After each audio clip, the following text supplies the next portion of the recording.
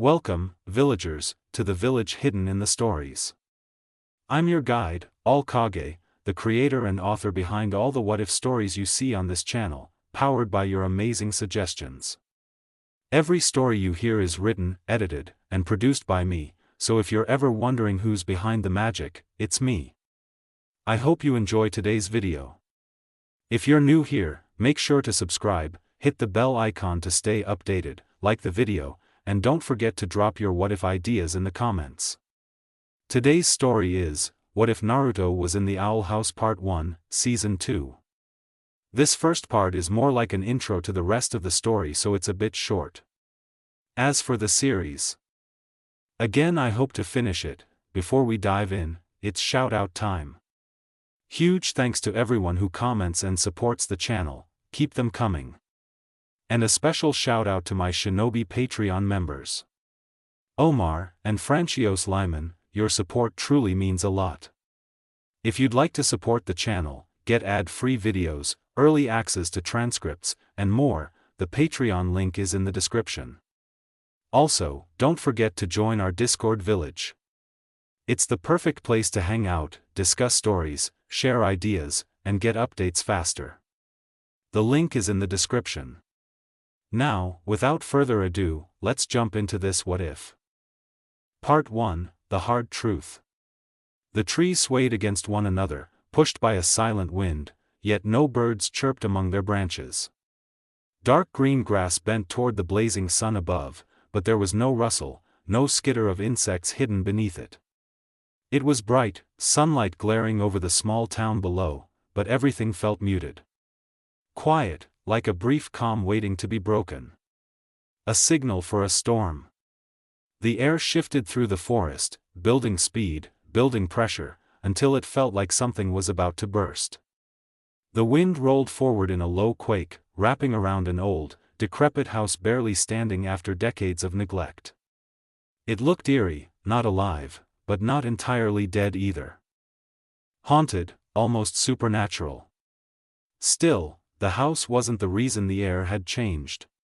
It wasn't why the world felt like it was holding its breath. Though it was closely related. A sudden flash of yellow replaced the doorway, a solid plank of golden light tearing into existence. Ethereal and blinding, like a gateway forced open. And from the portal stepped Naruto and Luz. The blonde boy emerged first, his height making the porch feel almost too small around him. At 6'1", he carried an easy, slightly slouched confidence that hinted at lean muscle honed by years of motion rather than deliberate training. His tan skin caught the sunlight, marked by days spent outdoors rather than under roofs. He tugged at the collar of his sleeveless orange and black puffer jacket, the fabric stretching over broad shoulders, then brushed dirt from his black shorts as if it hadn't deserved his attention. Along his arms and legs, the tattoos drew the eye, kanji etched into rings that spiraled from his four limbs, connecting to more intricate markings across his back and down to his stomach. 16 rings in total, 16 slots, 4 on each limb, each one precise, deliberate, and strangely mesmerizing. Messy blonde hair fell into his eyes, uneven and wind-tossed, as if it never quite stayed where it was supposed to. His sharp crimson gaze swept the forest in one smooth motion, fox ears perched atop his head twitching and turning. Tracking every sound that didn't quite exist. He looked alert without looking tense, a predator at rest, not on edge, but never unaware. After a moment, he exhaled and turned to Luz.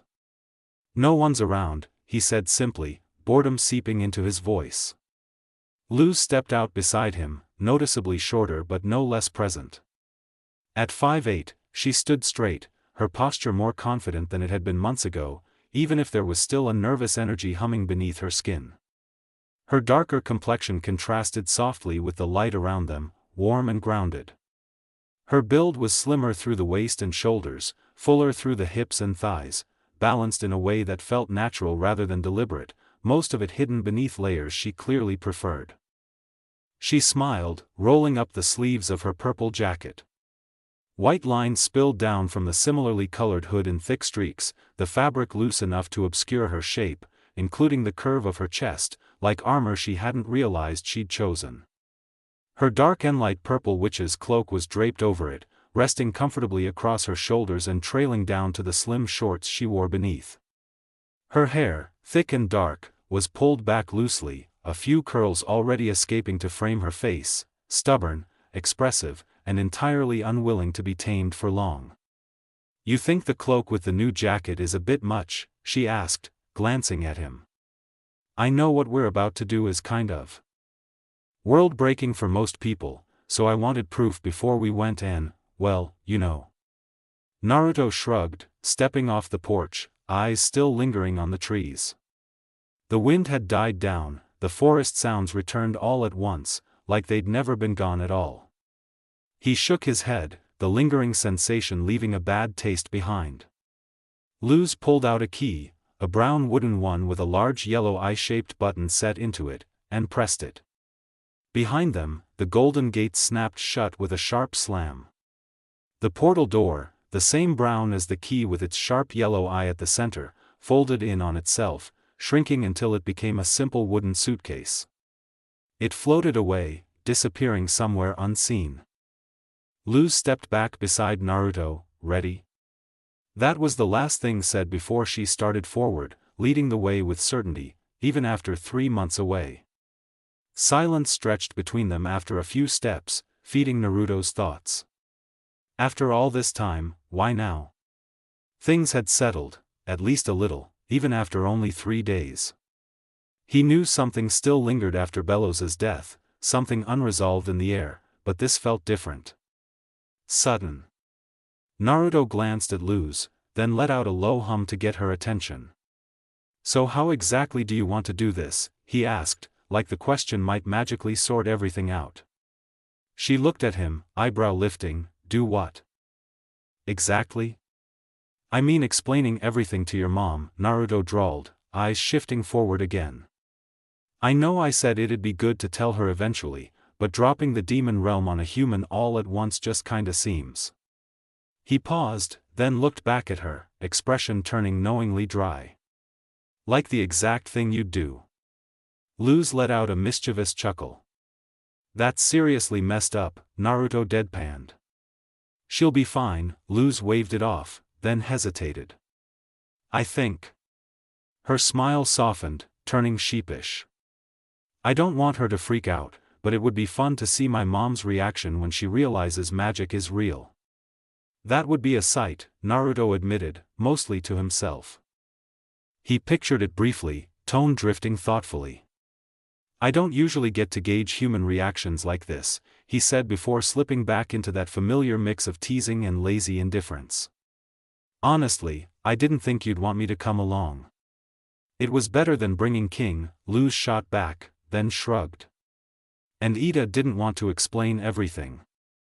They fell into silence again. Moments later, the forest gave way to a small town.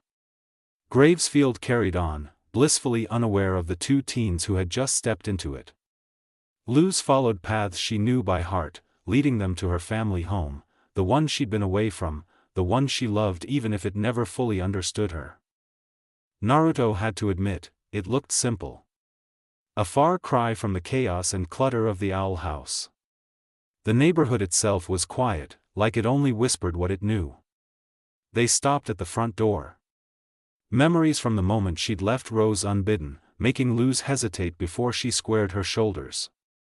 A lot had happened since she chose the Boiling Isles, and Naruto was right, dumping everything on her mom at once probably wasn't the best move.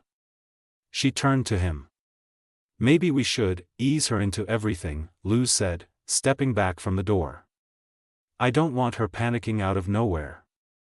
"What happened to wanting to see her reaction?" Naruto asked, brow lifting. "You know that was just happy confidence," she shot back with a weak glare that quickly faded. "So mind your business." Luz paused, then gestured toward the ears atop his head, the orange fading into blonde at the tips. Naruto didn't say anything, he simply shifted. The fox ears sank into his head, replaced by rounded, human ones. His sharp crimson eyes softened, pupils rounding until they turned a clear sky blue. Even the whisker-like marks on his cheeks faded, leaving smooth skin behind. For the first time in a long while, Naruto looked entirely human. Almost plain. Luz blinked twice. How much can you change your look? I could look like anything, or anyone, if I really wanted to. His hair darkened toward brown for half a second, threatening a full transformation, before snapping back to blonde. He turned toward the door, waiting for Luz to either knock or open it. She knocked. It was answered almost immediately. The door swung open, fast, but careful enough not to slam into the wall. Before Naruto could even blink, Camila was pulling Luz into a tight embrace. The woman was easily 2 feet shorter than her daughter, and much shorter than him. She wore a simple yellow sweater and blue jeans over her plump frame, practical and lived in. Her dark brown hair, similar to Luz's, though a little more kept, sat messily around her face, red-framed glasses perched on her nose. And highlighted warm brown eyes filled with relief. For a moment, Naruto might as well not have existed. Camila fussed over Luz, hands on her shoulders, then her arms again, pulling her close like she was afraid letting go would make her disappear. "Oh Luz, te extrain hija mia," Camila murmured, holding her tight before pulling back just enough to look her over. "I missed you, my daughter. I didn't expect you back so soon," she continued, eyes scanning Luz from head to toe. "You only told me you were coming home a few days ago."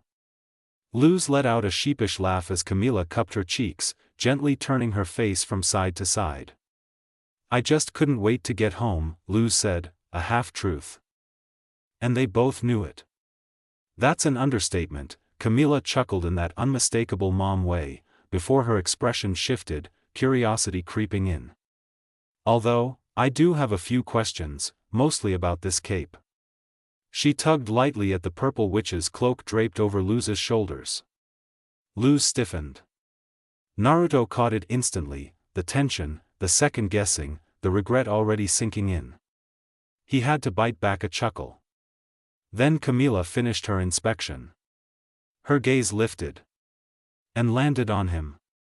The warmth in her expression shifted, not to anger, but to confusion, followed immediately by instinctive caution. She stepped slightly away from Luz, just enough to get a full look at the tall blonde standing beside her daughter. Eyes scanning him the way only a protective parent could. Naruto was used to it. Finally, she spoke. "Luz," Camila said carefully, "who is this with you?" Naruto lifted a hand in a small, polite wave, but Luz beat him to it. "This is Naruto," she blurted out. "He was, another student at the internship. He doesn't live too far, so I decided to bring him with me." Camila looked between them, hummed softly, then offered Naruto a polite smile, kind, but guarded. "Well, it's nice to meet you, Naruto," she said. "I'm Camila Nosita, please, come in." Naruto caught the hesitation beneath the warmth. She didn't trust him. That was fine. It was also exactly why he'd thought staying behind might have been the smarter choice. He stepped inside anyway. This was going to take a while. Naruto and Luz settled onto the couch in the living room. It took only a few minutes before Camila insisted they sit, then immediately found reasons to busy herself around the house, brushing off Luz's attempts to explain that there was something important she wanted to say. Still, Naruto could feel her. Close, watching, listening. Enough that he didn't bother with small talk. Once Camila finally settled in the kitchen, just far enough out of earshot, Naruto leaned slightly toward Luz. "So," he said lightly, "you met me at an internship you never actually went to." Luz groaned, dropping her head back against the couch. "I panicked, I defaulted to lying." She looked away, cheeks darkening with embarrassment. "And we're supposed to ease her into it, remember?" "I don't think flat-out lying counts as easing," Naruto replied dryly, the corner of his mouth quirking before the smirk faded into something more neutral. "But," he added, softer, "she's your mom, I'll follow your lead. You decide when to tell her." Then the smirk returned, lazy and familiar. Just don't take too long, he said. This is cutting into my nap time. Luz snorted. You realize that makes you sound like a child, right? Naruto didn't answer. He just let out a quiet, unbothered grumble and leaned back into the couch. Before anything else could be said, Camila walked over and took a seat opposite them. She wore the same warm smile as before, the same calm posture. But Naruto could feel the tension under it now, measured, attentive, the way a mother settles in when she knows a conversation is about to matter. Sorry for taking so long, Camila said lightly. The kitchen was a disaster. She folded her hands in her lap and looked between them. So. Please, tell me about your time at the internship. Luz straightened immediately. Oh, yeah, it was, really good, she said quickly. Busy, structured, very, educational. Camila nodded. What were you working on? Archival stuff, Luz replied without missing a beat. Mostly filing. Organizing research notes, helping with, field prep. Field prep, Camila echoed. Yeah, like, logistics, Luz said, hands moving as she talked. Making sure materials were ready. Safety procedures, you know, intern things. Naruto stayed quiet, watching the way Luz talked faster every time Camila paused. And the people there, Camila asked. Your supervisor? They were great, Luz said. Super knowledgeable, very strict, but in a good way. Strict how? Luz hesitated, just a fraction of a second. Deadlines, she said. Lots of deadlines. Camila hummed thoughtfully, then glanced at Naruto. And you, she said pleasantly. What were you studying? Naruto blinked once. Nothing specific, he replied. It was more, hands-on. Camila smiled. Hands-on. Yes, ma'am. And you're from? Out of town. How far out? Naruto paused, just a beat too long. Not too far, he said. Camila nodded again, then tilted her head. And how long have you two known each other? Luz answered instantly, a while. How long is a while? Since the internship. Naruto glanced at her. Camila didn't miss it. And you came back together, Camila continued, still calm, earlier than planned, without much notice, wearing a cape. She gestured lightly at Luz's cloak. And you, she added, turning to Naruto, are staying where, exactly? Naruto opened his mouth. He's just visiting, Luz said quickly. Camila's smile tightened, not unkindly, but firmly. I see. She folded her hands again, sat straighter. Luz, she said carefully, how far along are you? Silence dropped into the room like a weight. Naruto froze. What? Luz squeaked. Camila gestured vaguely between them. You come home early, with a boy I've never met. You're nervous, deflecting, wearing oversized clothes, avoiding details. I just want to understand what's going on. Luz's face went scarlet. Mama, no. No lo soy, that's not, she flailed, then slapped her hands on her knees. Oh my god, no. Naruto stared straight ahead. Wow, he muttered. That escalated fast. Camila's eyes snapped to him. Don't joke, she warned. If my daughter is in trouble, she's not, Luz blurted. We're not, there's nothing like that is happening. Camila studied her face, slowly, carefully. Then she sighed. Then what is, she asked. Luz blinked, what? Camila's shoulders relaxed just a little. Luz, you've never been good at lying. And I was in contact with the mentor you were supposed to be studying under. Luz shrank into the couch. You never showed up, Camila continued. I knew something was wrong. I just wanted you to tell me. The guilt hit Luz immediately, Naruto could see it in the way her shoulders folded inward. Camila leaned forward. "So," she said gently, steel threaded through her voice, "if this isn't two teenagers making reckless decisions." Her gaze flicked to Naruto, sharp, protective. "Then what is going on?" Luz inhaled. Then she talked.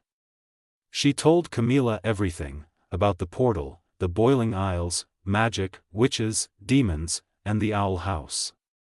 About Ida, King, school, danger, growing into herself somewhere that finally felt right. The words poured out in a rush, looping and overlapping until she finally stopped, chest heaving. Camila stared at her. She paused, thinking. Like trying to decide something about this for herself, but coming up with nothing in every aspect. Finally, Camila's face shifted. A mix of disappointment, tiredness, and hurt rolled over her like a tidal wave. "I thought," Camila said quietly, "we were past fantasies." Luz flinched. Camila turned sharply toward Naruto. "You," she said, voice hardening. "Did you encourage this? Did you take advantage of her imagination?" "No," Naruto said immediately. Luz stood. "Mama, stop." "He didn't." Camila rose too. "I'm not finished," she snapped, fully in Mama Bear mode now. "You are a stranger who followed my daughter into a lie that could have gotten her hurt." "Mama," Luz said sharply, turning on her. "Enough." Camila froze. Luz looked at Naruto. "Show her." Naruto closed his eyes. "Guess it's time to rip off the bandage." The air shifted. 9 shadows peeled themselves from the floor, long, fluid, unmistakable tails. They spiraled upward, rotating around Naruto like petals unfurling, chakra thick enough to press against the walls. They closed. Wrapped him. A sphere of fur and motion collapsed inward, shrinking rapidly until it dispersed in a soft pulse of light, and left a small fox kit sitting on the rug. Camila stopped mid-breath. The fox blinked. Then the light surged again, reforming Naruto in place, tall, solid, red eyes glowing faintly, fox ears high in his hair. Silence swallowed the room. Camila sat down slowly. And after that, the gloves came off. Luz and Naruto re-explained everything they could. This time with Camila listening carefully, testing, pushing gently at the edges of what she could understand. She tried to rationalize their words, to find some thread of logic, but Naruto's abilities left little room for doubt. Magic, witches, demons. Even ninjas, though Naruto never truly became a shinobi, it felt too important to leave out. By the time they finished, it was too much for Camila to ignore. She wasn't angry, not disappointed, she was worried, flat-out distressed for Luz's safety and future. Naruto, sensing the weight of her concern, quietly stepped back from the conversation, letting mother and daughter take the center. Luz didn't shrink. She met her mother's gaze and pushed back gently. Explaining what she had learned, not just in the boiling isles, but before, in the human world. She revealed how she had been working, quietly and independently, creating, connecting with people, exploring interests, building skills in art, writing, performance, anything that might guide her toward multiple possible futures. Not internships her mother had envisioned, not the standard path Camila expected, but real effort, real growth, and real responsibility. It wasn't a clear plan, but it was proof that Luz was trying, that she was growing in her own way. That being in the boiling isles didn't mean rejecting everything else. She wanted both, and that stubborn clarity, that careful assertion of self, said more than words could. Camila's gaze softened, the edge of panic easing just enough to allow trust back in. After a long pause, she agreed, Luz could spend the rest of her summer in the boiling isles, with conditions. Daily contact, updates, no more secrets, no more lies, no more emoji-only responses. She also made plans to guide Luz toward a more concrete understanding of what she wanted for her future, both worlds included. And when summer ended, they would sit down together and reevaluate, openly and honestly. Camila also wanted to meet Ida properly, to discuss things that had come up during Luz's time away.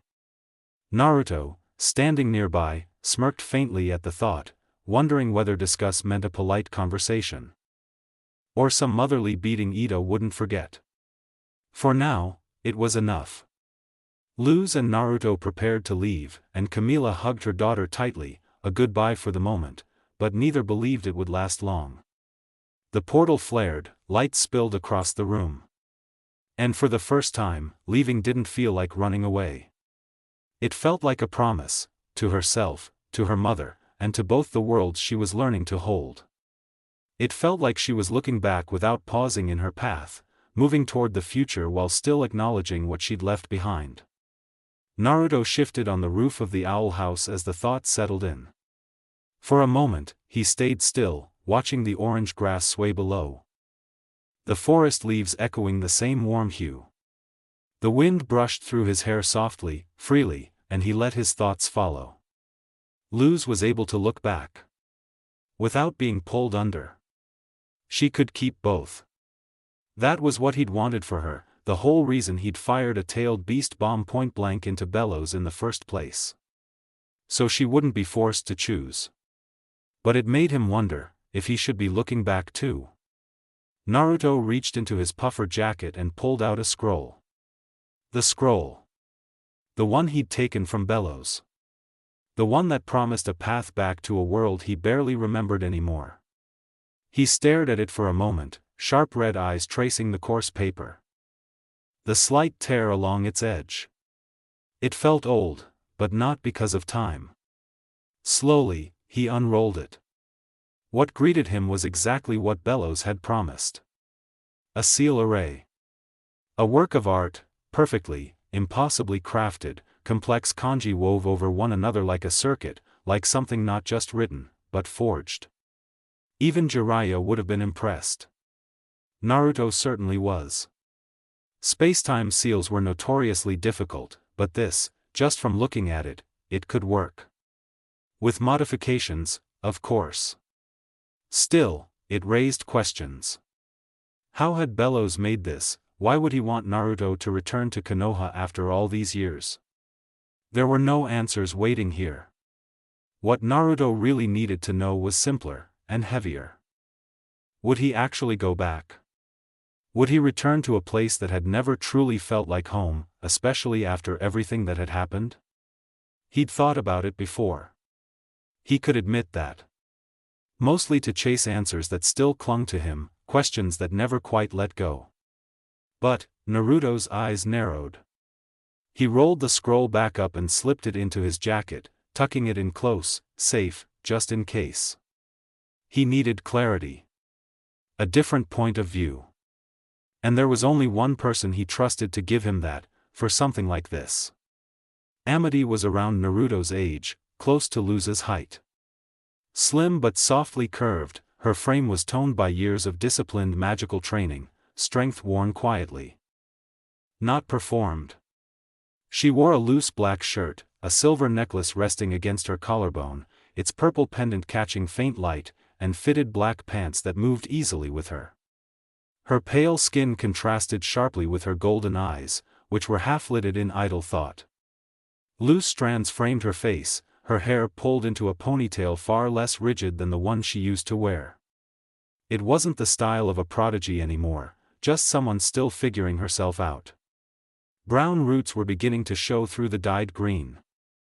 It had been long enough that she should have redone it by now. She hadn't noticed. Amity sat at her desk, posture relaxed, boredom tugging at her expression as she opened a book she hadn't touched since the library incident. Her fingers flipped through familiar pages until she reached the first blank one in her notes. She picked up a calligraphy pen and let it hover for a moment before writing. "Dear Diary," she said aloud, quietly. "I know I probably shouldn't be writing in my room. Ed and Em don't really care about privacy anymore, so I'm basically inviting trouble if they barge in." She paused, then sighed. "Then again, I haven't written in here since Luz found you by mistake. And a lot's happened since then." She smiled faintly. Like the fact that Willow and I are becoming friends again. The smile softened. I wouldn't say we're close, not yet. But at least we're not pushing each other away anymore. Her expression faltered. Or, well, I'm not pushing her away anymore. Guilt flickered across her face. I still don't know if I deserve her friendship after everything. But Luz and Willow keep trying to reassure me. She hesitated, then added more quietly, even Naruto has, a few times. Amity exhaled through her nose.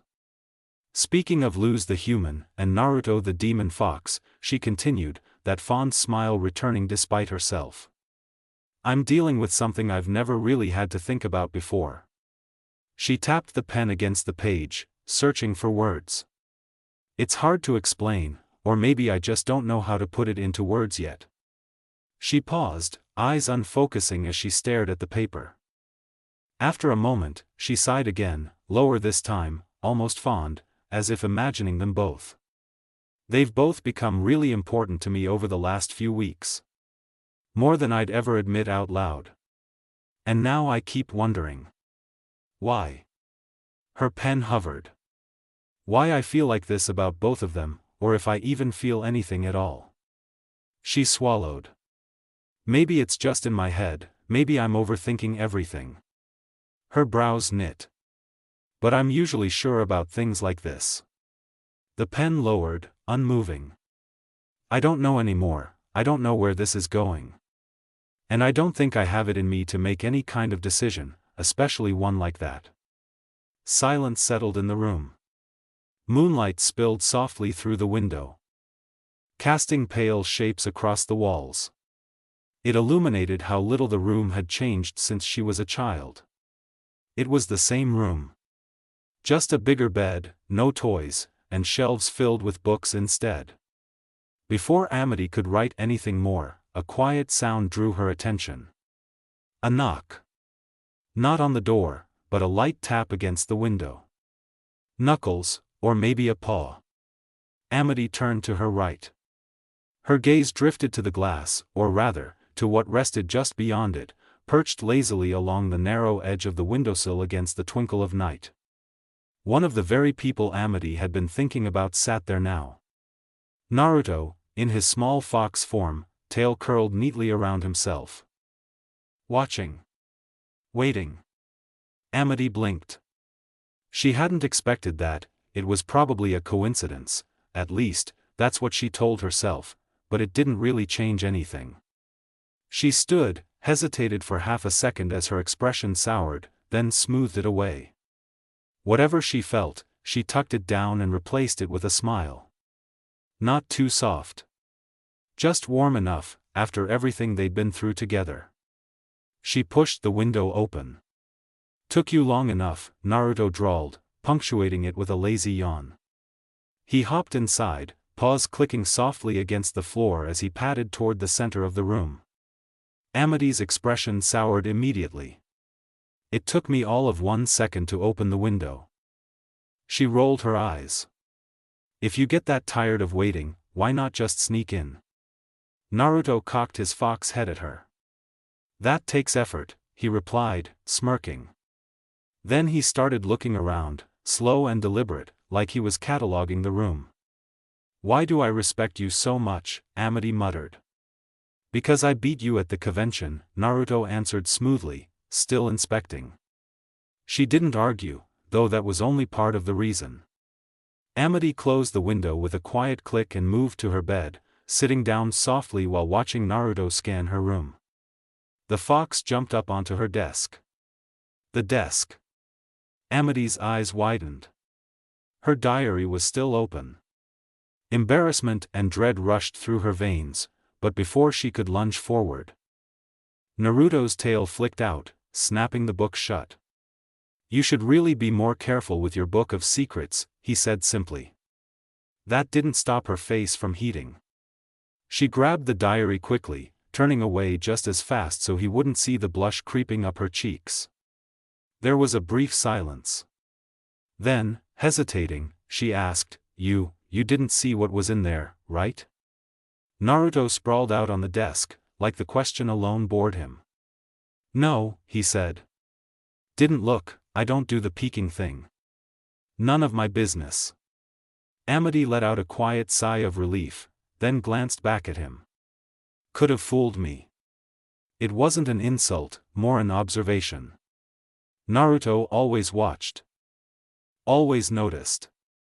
From a distance that somehow felt helpful instead of invasive. It was another reason she respected him, and one that led her to the real question. So, she said, tucking the diary away, her expression softening into curiosity, why are you here? Naruto paused, looked at her, then closed his eyes. I just wanted to check on you, he said. Make sure your leg's healed. His tail flicked once. Willow said it was still bothering you. I'm fine, Amity crossed her arms. You don't need to keep dropping in. Her expression turned fond despite herself. I already know you're sorry about throwing me across the field. I know you like the company, Naruto smirked. Cracking one eye open to gauge her reaction. She froze, just for a moment, a deeper flush colored her face before she recovered, sharpening it into a smirk of her own. Don't give me that, she shot back. Pretending you don't enjoy coming here must hurt worse than a broken leg. Naruto faltered, just slightly, before pushing the smirk back into place. I'm obligated to make sure my friends are okay. Sure, Amity replied, her smile softening again. So tell me why you really came, we both know it's not because you're worried. A beat. At least, not about me. That question shifted the air. Not sharply, subtly, the challenge faded into something quieter, thoughtful. Naruto shifted too. The smirk softened, then vanished as he slipped into his human form, settling cross-legged on the desk. You're right, he said quietly, just loud enough for her to hear. I needed help with a question I've been asking myself. Amity paused. He looked stuck. Not distressed, not panicked. Just caught between thoughts. She wondered what it was, but she didn't press. If anything, it felt like he just needed someone willing to listen. And for once, she was ready to be that person. Amity shifted where she stood, then crossed the room and leaned back against her desk instead of sitting on the bed. It put her closer to him without making a show of it. Casual. Intentional. Okay, she said. Ask. Naruto's gaze flicked to her, then away, settling on the open window and the stretch of night beyond it. I found something, he said. After bellows. Amity didn't interrupt. A way back, he continued. Not dramatic, just a statement. To my world. Her breath caught, barely, she straightened without realizing it. Naruto noticed, he always noticed. I never thought I'd need it, he said. Or want it. I was sure that part of my life was done. His fingers curled lightly against the wood of the desk. But now it's sitting there, he went on. And I don't know what to do with it. Amity tilted her head, because going back wouldn't really give you anything. Naruto's eyes slid to hers, sharp, but not defensive, thoughtful. Not nothing, he corrected. Answers. That word hung between them. There are things I never figured out, he said quietly. Things I walked away from because surviving mattered more at the time. A pause. They still bother me. Amity understood that feeling more than she liked. And staying, she said slowly, means living with those questions. Yeah. She pushed off the desk and sat beside him, leaving a careful inch of space. Close enough to matter. Far enough to breathe. You don't have to solve it tonight, she said. Some questions need time before they'll even let you touch them. Naruto let out a slow breath. Not relief exactly, something steadier. That's why I came here, he admitted. You don't tell people what they should want. Her lips curved, faint but real. I hate being told what to want. He huffed, figures. The moment settled, quiet, honest, balanced. Then, the door creaked open. Edric leaned into the doorway first, tall, a little lanky, with dark green hair falling messily over his forehead, half-shadowing sharp golden eyes that missed very little. Pale skin, casual posture, and a sly grin made him look like trouble taken lightly.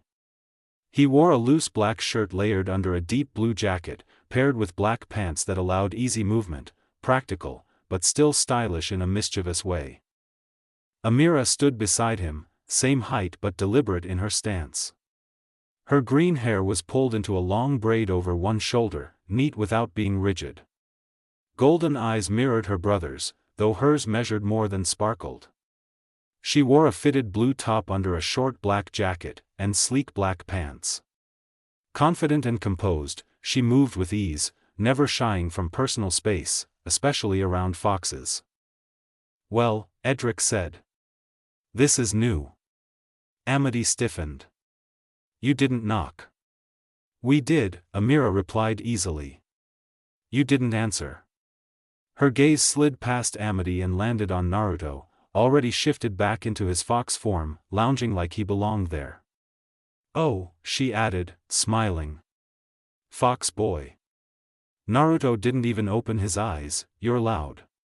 She stepped closer anyway, fingers briefly brushing his ear before he flicked his tail out of reach. "Still cute." Amity groaned, "Amira." Edric laughed, "So, late-night window visit." Serious faces, minimal yelling, he clasped his hands together. "Are we interrupting something important?" Naruto cracked one eye open. "You usually are." Amira's smile widened. "Knowing and sharp, good to know." She turned back toward the door, already pulling Edric with her. "Come on, we'll give them their, very intense, definitely not flirting conversation." "We're not," Amity started. "Extra steps," Edric called over his shoulder. The door shut. Silence returned, lighter now, but not broken. Naruto shifted back into his human form, rubbing the back of his neck. "They've gotten worse." "They've always been like that," Amity said, though her voice was softer now. He glanced at her. "Still, thanks. For listening. For not making it simpler than it is, it let me think it over." Amity met his gaze, steady. "Anytime," she said. Naruto silently left after that. A quiet puff of smoke, and he was gone. The conversation hadn't solved anything, but it had done its work. It helped him unclench, helped him stop feeling stuck. Helped him start thinking. He didn't need answers yet, he didn't even fully want them. The real reason the path to Konoha felt heavy, he'd hidden it even from himself. Talking with Amity had been an eye-opener. Yes, the unknown still bothered him. Jiraiya's death, something recorded but never fully explained, always left to speculation. But there was something else. For years, he hadn't allowed himself to admit it, but a small part of him had always wondered what might have happened if he'd never made that sealing mistake, the mistake that shaped the 7 years he'd spent away from the world he once knew. It was why the seal unsettled him. It promised a glimpse of the path that could have been, even though he loved the path he was on. The path he could have taken already had the answers. And he wasn't sure he was ready to see them. Still, the pull was there. Quiet, insistent. He rolled the scroll between his fingers again, feeling the coarse paper under his fingertips. For the first time in years, the option was real. Not a what-if, not a memory. A choice. Naruto exhaled, letting the night wind brush across his face. Maybe he didn't need to run from the past. Maybe he didn't need to fear it. Maybe he just needed to see. And with that thought, he made up his mind. He would go back. Not to reclaim anything. Not to prove himself. Just to see, to answer the questions that had quietly haunted him all these years. The village might never have felt like home, but it was still a part of him, a piece of a life he hadn't fully understood. And it was time he faced it on his own terms. Naruto glanced down at the spell slots etched along his arms and legs, his focus settling on one marked by a vial at the center of its ring. With a small shift of chakra, he summoned what he had sealed away. A glass container rose slowly from the ring inscribed on his right palm. Inside it, a black liquid moved on its own, calm, swirling, almost curious. Not violent, not still. Alive. That was only half true. The ink was the result of the slither beast and basilisk, chakra distilled, altered, made usable. And it was all he had left after constructing the new seal array. Without hesitation, Naruto pulled the scroll from his jacket and laid it out across the grass. He knelt beside it, eyes tracing each kanji, each line, each deliberate stroke. Understanding came quickly, pieces clicking into place as he read. Bellows had been clever, it showed. The seal would take him to Konoha, but it would strand him there. A one-way trip. Naruto snorted softly, that wouldn't do. He dipped the tip of one fox tail into the chakra ink, the fur darkening as it absorbed the liquid. The tail thinned, condensed just enough to allow precision. Using a fresh sheet of paper, Naruto began to copy the array, replicating the spatial framework while subtly altering the kanji.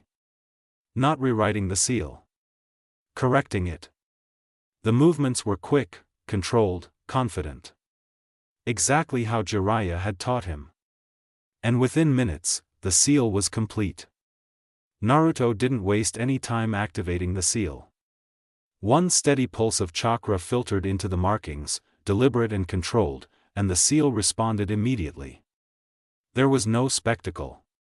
No golden gate like the portal door. No blinding flash.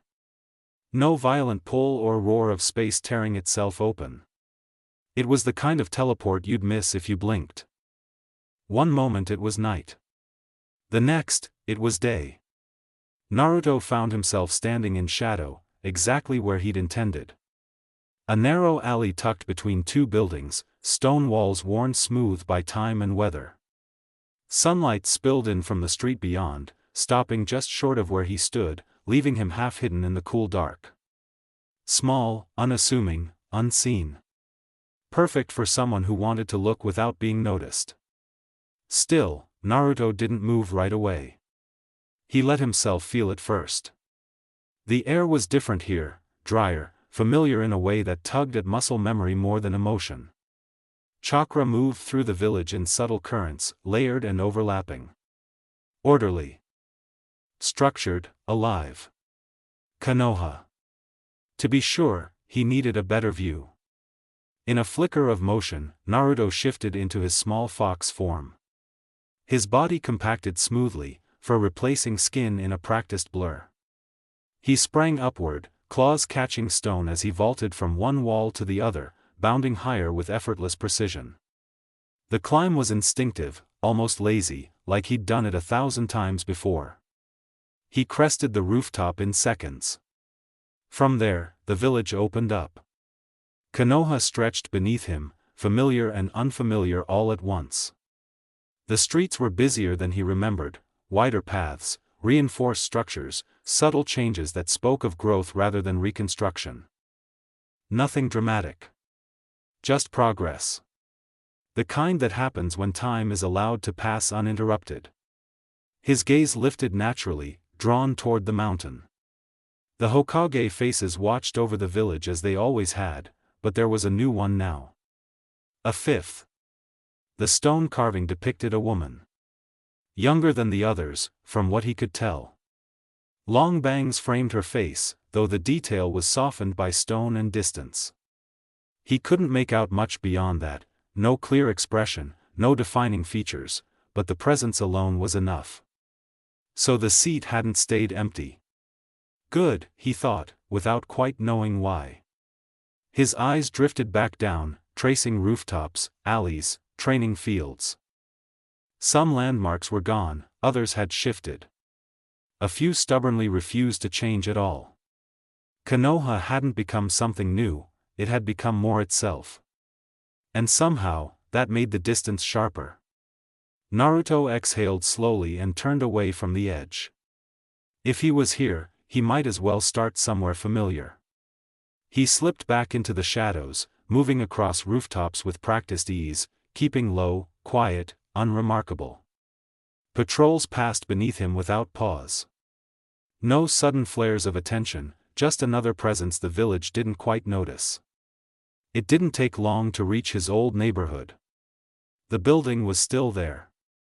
That surprised him more than it should have. Same structure, same dull exterior, same narrow stairwell leading up from the street. It looked smaller than he remembered, like most things did when you returned after growing past them. Naruto paused across the street, standing in the shade of a nearby roof. He didn't go in. Not yet. Instead, he watched for a moment, long enough to confirm it was real, long enough to let the quiet settle. There was no pull in his chest, no rush of nostalgia. Just acknowledgement. This place existed. So did he. Naruto crossed the street quietly and stopped at the base of the stairs. No rush. No hesitation sharp enough to stop him. Just the weight of familiarity pressing in, muted but present. Then he reached out, fingers brushing the railing, and stepped inside. Naruto moved through the apartment slowly, almost cautiously, as if the place might flinch if he moved too fast. It was cleaner than he remembered. Not just tidy, kept. The air didn't carry the stale scent of neglect or dust. The floor was swept. The counters were wiped down. Someone had cared for this place after he vanished, enough to make sure it didn't rot around his absence. That alone unsettled him more than if it had been abandoned. The apartment itself felt smaller. The single bedroom, the narrow living space, the kitchenette pressed into the corner, it had all shrunk in the years since he'd last seen it. 7 years of growing, surviving, changing had done that. Places didn't stay the same size when you outgrew the version of yourself that lived in them. The fridge was empty. No food, no leftovers, no expired ramen cups stacked in shame like he used to leave them. The cabinets were bare too, clean enough that it felt intentional. Naruto frowned faintly, then paused. Ramen. He tried to remember the last time he'd eaten it, and immediately thought of Ikaraku's. The thought stalled him completely. He didn't push it. Let the memory sit where it was and moved on. The only things left in the apartment were gathered on the table in the middle of the living room. Neat, deliberate. His calligraphy set sat there, untouched. Brushes aligned, inkstone clean but worn from use. The familiar weight of it tugged at him the moment he picked it up. Hours bled into memory. Practicing lines until his wrist ached. Jiraiya correcting his grip, laughing when the strokes went crooked, insisting seal work wasn't about perfection but intent. Days spent learning, failing, learning again, dreaming about becoming a shinobi who could stand tall beside his godfather. It was all still there. Naruto opened the set and found the chakra ink still sealed inside. He hesitated only a moment before pocketing it. He left everything else exactly where it was. If he ever came back, he wanted it to stay like this. The last thing on the table made him stop completely. A framed photograph. Naruto picked it up carefully.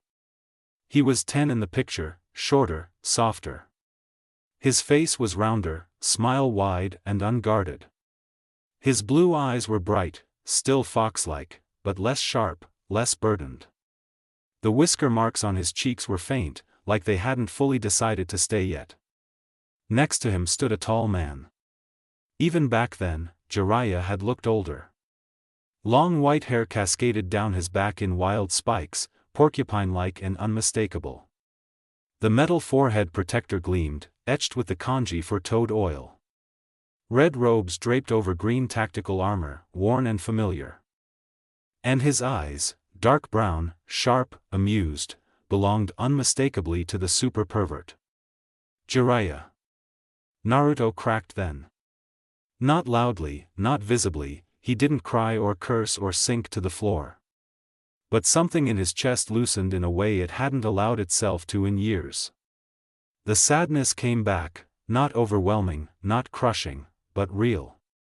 Persistent. He let it exist. Loss hadn't gone away with time, he knew that now. But it didn't have to be carried alone anymore, either. He'd learned how to share the weight, how to let it rest instead of letting it hollow him out. Naruto set the photo back on the table. His resolve settled quietly. He would find out what really happened to Jiraiya. Not speculation, not half-records.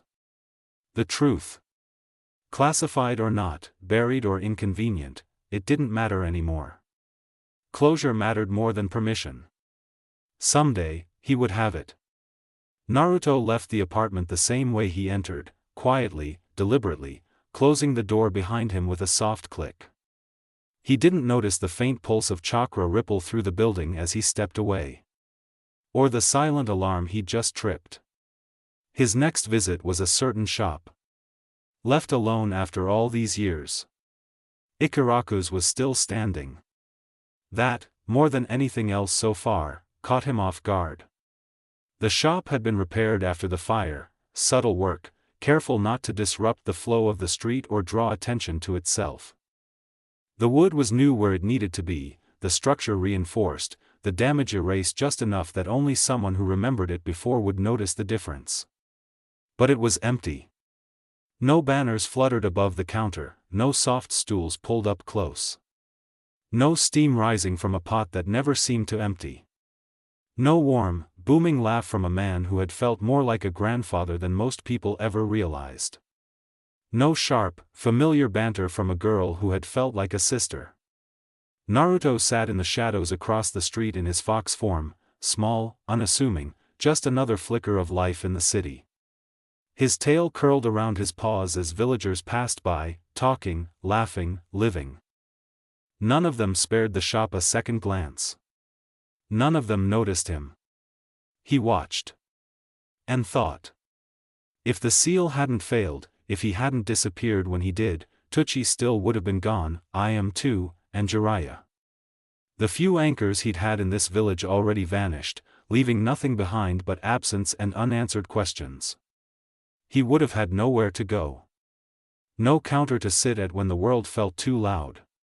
No familiar voices reminding him he mattered without asking for anything in return. No steady presence to temper the loss. He would have been alone. Naruto could see it clearly now, the version of himself that stayed. Younger, angrier, consumed by the implications of Jiraiya's failed mission, by what it meant, by the injustice of it all. Revenge would have been easy. Logical, even. And it would have eaten him alive. That path would have chewed him up and spit him back out sharper, colder, rougher than he already was. Someone efficient, someone effective. Someone he didn't like. Naruto exhaled slowly, a quiet huff through his nose, and let the thought pass. Another decision settled into place, silent, unannounced, but firm. If he came back to Konoha again, really came back, he'd fix the shop. Not to reclaim anything, not to rewrite the past. Just to honor what it had been. The fox turned away from Ikaraku's at last, slipping deeper into the city's shadows. Unseen and unremarked, carrying the weight of memory a little lighter than before. Naruto landed without a sound. He shifted into his human form as his feet touched stone, fox ears parting naturally from his hair. The air was still here, quieter than the streets, heavier in a way that had nothing to do with sound. The memorial stone stood before him. A single slab, dark and worn smooth by time, etched with the names of every shinobi who had given their life for a comrade, for the village, for something bigger than themselves. A tradition of remembrance. Of respect. Once, long ago, Naruto had wanted his name carved into this stone. Back when he still believed becoming a great ninja meant being remembered here. Back when he thought the village would one day look at him and see a hero instead of a container. Now? Not so much. He stood a few steps away, hands in his pockets, posture loose but alert, eyes scanning the rows of names without urgency. With distance. With clarity. If his name had ever ended up here, it wouldn't have been as Naruto Uzumaki. It would have been as the nine-tailed fox. As the thing that attacked the village on the day he was born. As the monster they had already decided he was before he ever had a chance to prove otherwise. That was all they would have seen. They would never have seen the truth, not the effort, not the restraint, not the choices he'd made when no one was watching. The thought didn't make him angry. Just thoughtful. It made him wonder, briefly, whether the demon fox that had attacked all those years ago had truly been wrong.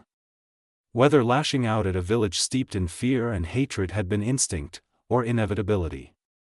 It made him wonder what, exactly, had been sealed inside him. Whether it had a name. Naruto exhaled softly through his nose. It wasn't a question he could answer now. His transition to the Boiling Isles had changed him, he'd known that for years. The seal hadn't just displaced him. It had done something, altered him. Maybe destroyed the thing inside him entirely. Or maybe fused them together. Too bad he'd never gotten the chance to talk to it. That probably would have been fun. He stepped closer. This wasn't a return to his roots, he couldn't call it that. Not honestly.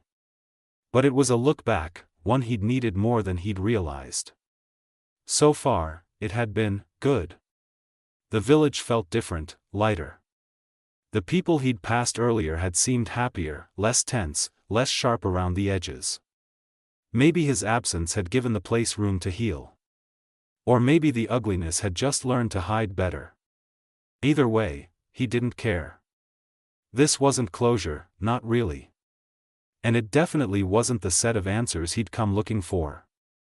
If he wanted those, he'd have to stay longer. And he didn't want that.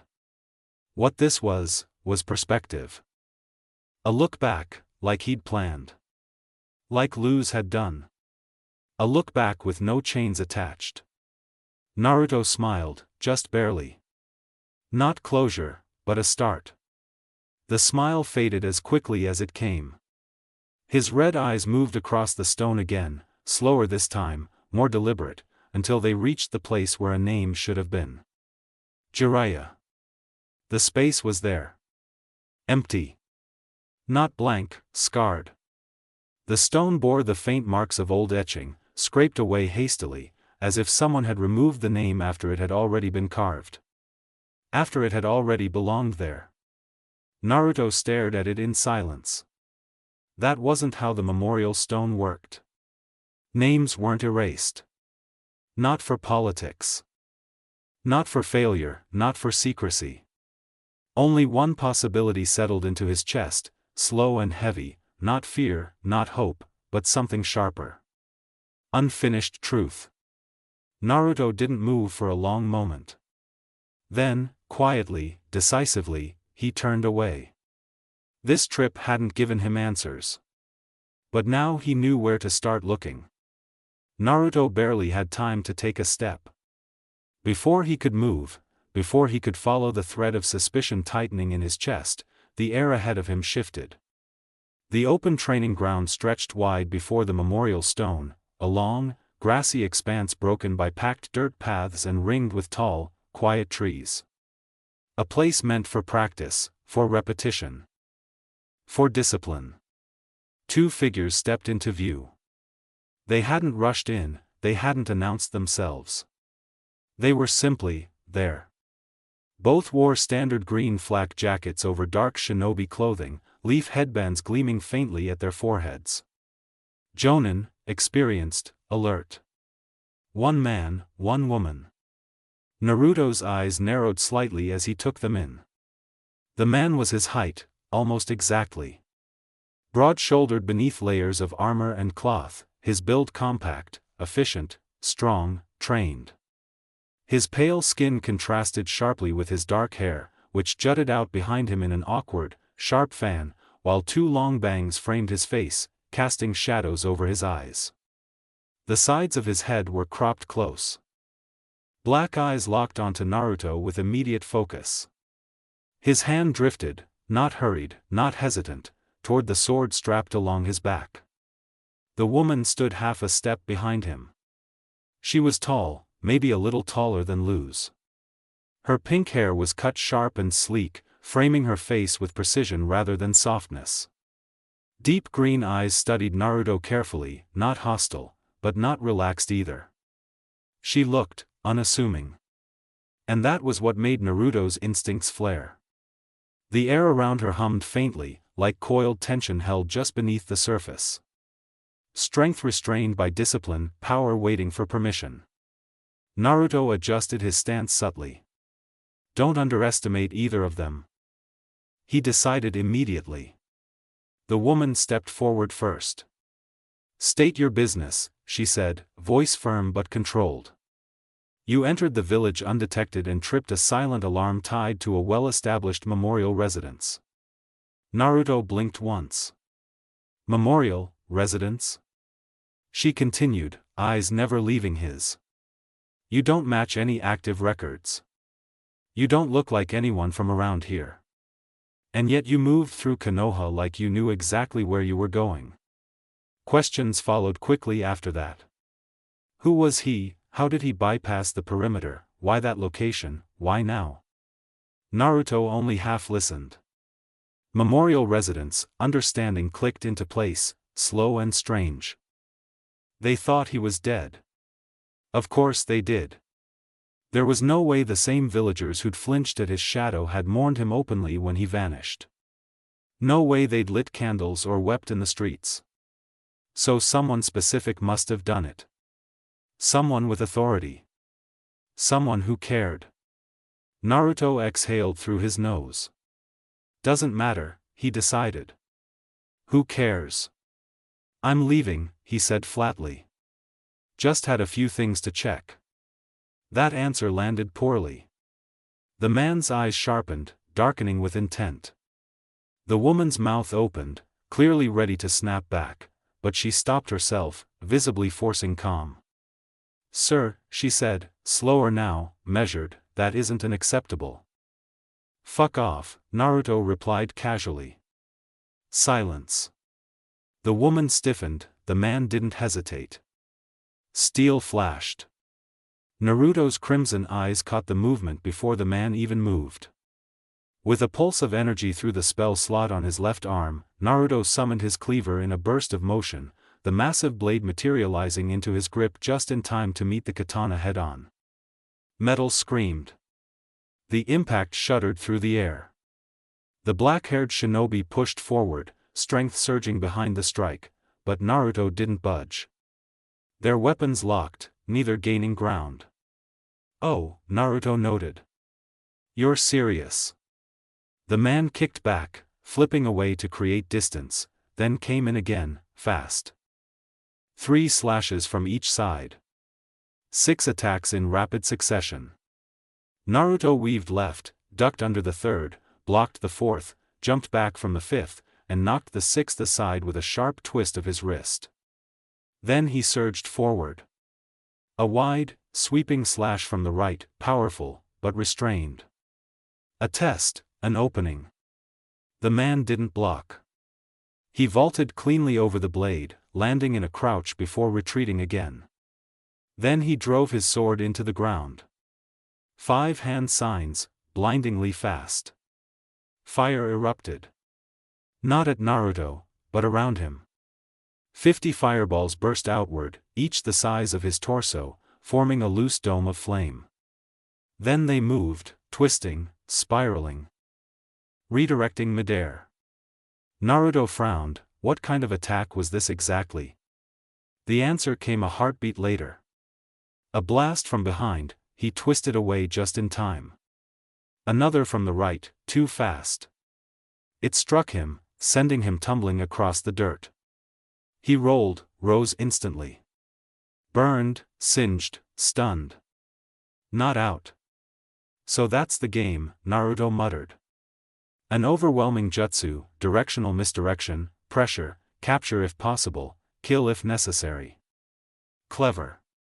He moved again, dodging high, flipping low, narrowly slipping between converging flames. Attacks layered, doubled, twisted at impossible angles. Naruto stayed mobile, chose not to stop it yet. Then the air changed. Naruto adapted. When the next fireball came too close, he let it hit, straight into the seals etched along his hands and feet. The flame vanished. Another followed. Gone. Another. Absorbed. The man's eyes widened. One by one, the fireballs disappeared until nothing remained but scorched grass and drifting smoke. Naruto leaned casually on his cleaver, bored expression firmly in place. "That was interesting," he said. "But you're done." The fight ended there. Not with victory, but with certainty. The last traces of flame died out, leaving scorched grass and drifting smoke between them. Naruto rested his weight against the flat of his cleaver, then with a flick of his wrist dismissed it in a soft pulse of red chakra. The blade vanished as easily as it had appeared. He straightened, rolling his shoulders once. "Well," he said lightly, "that was fun." Both shinobi stiffened. Naruto glanced between them, already stepping back. "I'll be heading out now. Thanks for the warm welcome." The woman reacted first. "Wait," she said quickly, stepping forward before the man could move again. "Just wait. We got off on the wrong foot." The black-haired man shot her a look. "Sakura," she lifted a hand without looking at him, "you attacked him first. He could have continued the fight, but he's not. We don't know why he is here, and the Hokage told us to question, not engage." The man grumbled. Naruto paused. Not because she told him to, but because her voice wasn't defensive anymore. It was careful, grounded. "You're not in trouble," she continued. "Suspicious?" "Yes, but we just have questions." Naruto tilted his head slightly. "Questions about what?" She hesitated, eyes flicking toward him more closely now. "Really looking." "About you," she said. "And why you went to that apartment." Naruto didn't react. But he listened. "No one goes there," she added quietly. "No one visits it. No one even talks about the boy who used to live there anymore." Her jaw tightened. "Which makes it strange that you knew exactly where it was, yet I've never seen you around the village." Naruto exhaled slowly through his nose. "And why do you care?" The question wasn't sharp, just honest. Sakura swallowed. "Because I knew him," she said. The words hung there. "Not well," she added quickly. "But I noticed him when we were young. In class. He was loud, annoying, kind of a mess." A faint, almost embarrassed smile tugged at her mouth. "A quiet class clown, I guess." Naruto's expression shifted, just a fraction. She went on, eyes fixed on the ground now. "He acted like he didn't care about anything. But when it mattered, he did. He helped people. Even when no one thanked him, even when it made things worse for him." Naruto went still. Memory slid into place with a soft, uncomfortable clarity. Pink hair. Green eyes. Sakura Haruno. Wow. For a moment, the present peeled back. He remembered being smaller, lighter, before the seal. Before disappearance. Before grief hollowed things out. He remembered helping without thinking about why, because it felt right. Because his dreams were big enough to carry other people with them. He remembered Sakura too. Not a friend. Not yet. A kid who stood alone sometimes, bullied. Uncertain. Before the crowd decided who she was supposed to hate. He'd been kind to her. Nothing dramatic, nothing heroic. Just, kind. Naruto blinked, the memory fading. "But why now?" he asked. "Why bring it up?" Sakura's shoulders drew inward. "Because I wasn't always nice to him. And I let people tell me who he was supposed to be." She looked up at Naruto then, guilt clear in her eyes. I wanted to speak up, I just didn't want the bullying to turn back on me. Her voice hardened slightly. When he disappeared, it got worse. People kept talking about him. Like he was a story. A warning. She clenched her fists.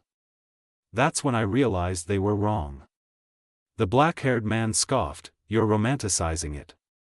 It was a stupid childhood fantasy." Naruto's gaze slid to him, unimpressed. "The kid's dead," the man continued flatly. "If he vanished like that, then, that's enough," Sakura snapped. Naruto cracked his neck. Both of them looked at him. He considered Sakura's words again, slowly. If I'd stayed, maybe he wouldn't have been alone. Maybe revenge wouldn't have been the only thing waiting for him. Maybe. The girl hesitated, then asked the question anyway. "Did you know the boy who used to live there?" Naruto didn't answer right away. "If you did," she continued carefully, "the Hokage would probably want to speak with you. There are things she never got answers to." That did it. Something settled in Naruto's chest, heavy but steady, like a stone finally finding the bottom of a river. He looked past them, past the training fields, past the village walls he knew he didn't belong to. So that was how it went. A memorial apartment. A missing boy turned into a quiet mystery. Questions asked too late by people who hadn't wanted to hear the answers when they mattered. He exhaled slowly. Coming back had been the right choice. He knew that now. Seeing it, feeling it, had closed something he hadn't realized was still open. The memories didn't claw at him anymore. They just existed. Old photographs in a house he no longer lived in. But that didn't mean he was staying. Not now. Maybe not ever. Konoha wasn't his home, it never was. His life, his path, the person he'd become, all of that had been forged somewhere else, under different skies, in a place that chose him back. Still, he wasn't running either. Naruto turned back to them, crimson eyes calm, unreadable. "Yeah," he said. "I knew him." Both of them tensed. Naruto turned away, already stepping back toward the trees. "Tell your Hokage she can ask her questions later." Sakura blinked. "Later?" "I'll be back," he added over his shoulder. "Couple weeks, maybe." The black-haired man frowned. "You don't get to decide that." Naruto glanced back once, crimson eyes steady. "I already did." He stretched, hands behind his head. "Until then, I've got some sleep to catch up on." And then he was gone. No flash. No smoke. Just absence. The wind stirred through the grass where he'd stood. Sakura exhaled shakily, staring at the empty space. "Did we just let him walk away?" The man's jaw tightened. "That wasn't just anyone." Sakura nodded slowly. "No," she agreed. "It wasn't." Somewhere beyond the village, far from Konoha's walls, Naruto moved on, not running, not hiding. Just choosing. He would come back. Not because this was home. But because his past no longer owned him. And this time, it would be on his terms. That's it for today. I hope you liked the video. Please like and subscribe, and comment ideas if you can, and maybe you could share this with your friends, because you never know, they might like what ifs too. So without further ado, All Kage, out.